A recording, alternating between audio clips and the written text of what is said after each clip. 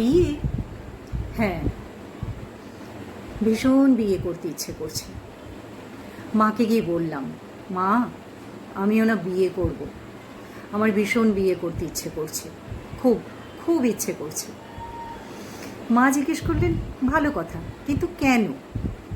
শোনো তাহলে। আমার তখন বছর 10 বয়স। পাশের বাড়িতে এক দিদির বিয়ে হচ্ছিল, তার বরকে দেখে আমারও বিয়ে করার ইচ্ছে হলো। মার কাছে গিয়ে বায়না ধরলাম। মা তখন আমাকে মীরাবাইয়ের গল্প শোনালেন। বললেন, অনেক দিন আগে তোমারই মতো এক রাজকন্যা ছিলেন, যার তোমারই মতন বিয়ে করার ইচ্ছে হয়েছিল।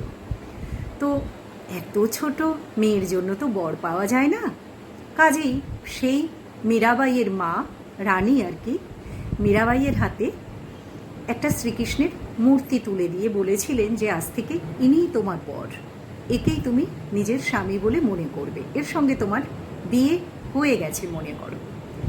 আমার সামনে অপশন রাখা হলো যে আমি যদি চাই তাহলে মা আমাকে অমন একটা কৃষ্ণ ঠাকুরের পুতুল দিতে পারেন, নচেত আমাকে ওয়েট করতে হবে, কারণ যাকে আমি দেখে এসেছি তার তো বিয়ে হয়ে গিয়েছে, আর আমার মতো এতটুকু মানুষের জন্য বর পাওয়া যাবে না, কাজেই আমাকে অপেক্ষা করতে হবে, এটা নিয়ে আর কান্নাকাটি করলে চলবে না।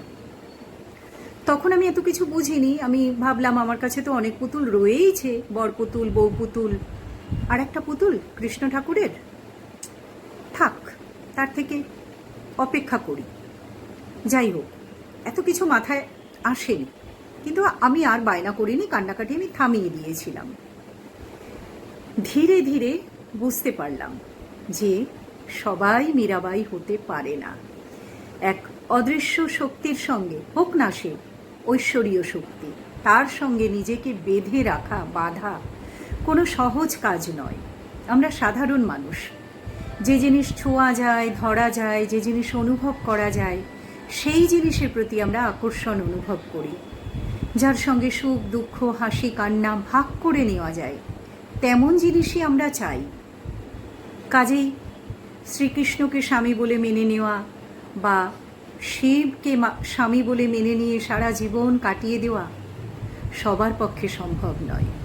কেউ কেউ হয়তো পারে, সেই জন্যই সে মীরাবাই হয়।